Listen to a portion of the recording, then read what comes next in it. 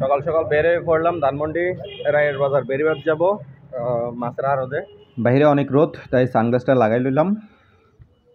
এখন হাঁটতে হাঁটতে যাব আমি এটিএম বুথে যাব।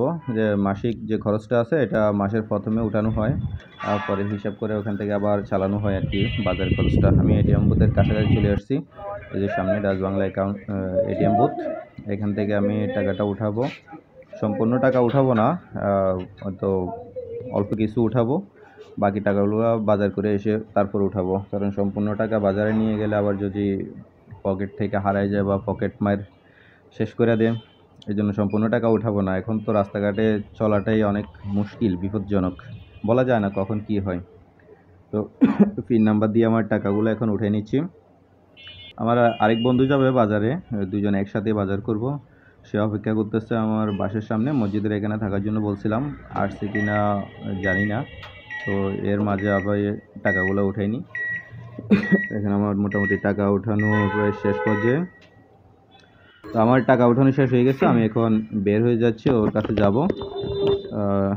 দেখি আবার হাঁটতে হাঁটতে চলে যাই ওর কাছে। ওদের সামনে অপেক্ষা করতেছে, এই যে আমার বন্ধু অপেক্ষা করতেছে।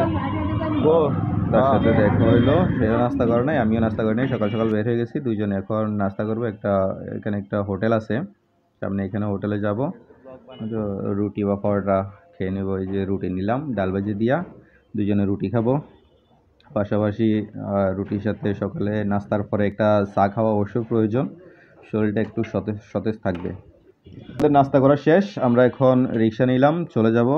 রিক্সা ভাড়া এখান থেকে, আমাদের বাসার এখান থেকে 40 টাকা রিক্সা ভাড়া। তো দুজনে রিক্সা উঠলাম। রিক্সা উঠতে উঠতে আশেপাশে কিছু দৃশ্য ধারণ করে নিলাম। আমি ওই বাজারে আজ যাই নাই, আমি বাসার পাশের বাজারটা থেকে বাজার করি। এখন ওখানে যাবো, যাতে এতে রিক্সাওয়ালা মামাকে একটু মাথার সাইডটা নিয়ে নিলাম পাশে, এই যে চতুর্পাশে। এই দেখেন ফাইনালি আমরা বাজারে চলে আসছি। এটা হচ্ছে কাঁচা বাজার। কাঁচা বাজারের পরে হচ্ছে মাছের আড়তগুলা। এখানে একদম ফ্রেশ মাছ পাওয়া যায়।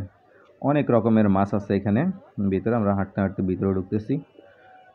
প্রথমে পাঙ্গাস মাছ আর তেলাপিয়া মাছ। অবশ্য পাঙ্গাস মাছ আর তেলাপিয়া মাছ দুটোই আমি খাই। পাঙ্গাস যদিও আগে খাইতাম না, এখন পাঙ্গাস খাওয়া হয়। আমার ওয়াইফ রান্না করার পর একদিন অনেক ভালো লাগছে, তারপর থেকে পাঙ্গাস মাছটা মোটামুটি আমার অনেকটা পছন্দ। এখানে চিংড়ি মাছ, লইট্টা মাছ, আমার ওয়াইফ আবার লইট্টা মাছটা একটু বেশি পছন্দ করে। ওর বাড়ির চিটাং তো, আর আমিও লইট্টা মাছটা অনেক পছন্দ করি। তো মোটামুটি দেখে হাঁটতে হাঁটতে বাজারে কি কি উঠছে মাছগুলা দেখে নিই একটা একটা কইরা। এই যে মামা মাছ কাটতেছে।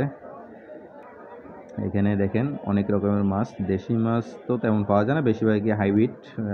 দেশি মাছ খুবই কম আছে এখানে। চিংড়ি মাছ, টাকি মাছ, শিং মাছ, অনেক কিছু আছে। এই যেগুলো হচ্ছে ট্যাংরা মাছ।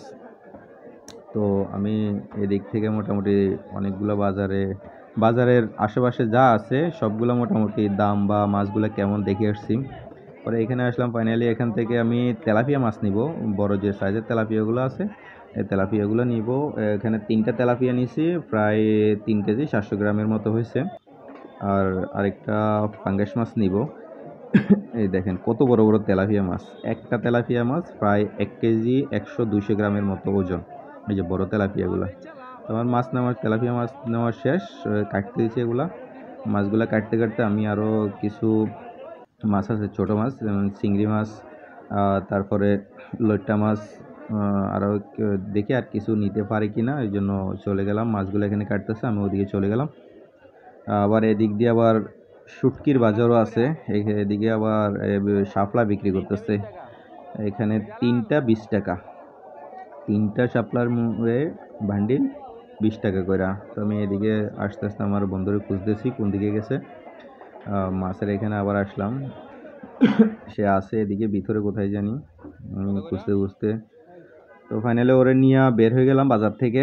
এখন কাঁচা বাজারের দিকে যাব, হালকা কিছু কাঁচা বাজার নিব। আমার বাসায় কাঁচা বাজার অবশ্য মোটামুটি আছে, আর বাসাতে তেমন কেউ নাই, তো আমি আর ওয়াইফ আর ছোট আমার ছেলেটা আছে এখানে, বাসাতে কেউ নাই। আর মা বাবা ওরা সবাই গ্রামের বাড়িতে থাকে।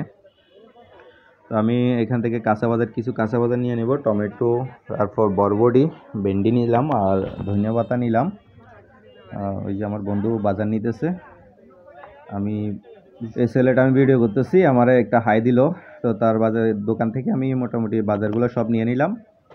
ওই যে আমার বন্ধুর সাথে বাজার করা মোটামুটি হয়ে গেছে।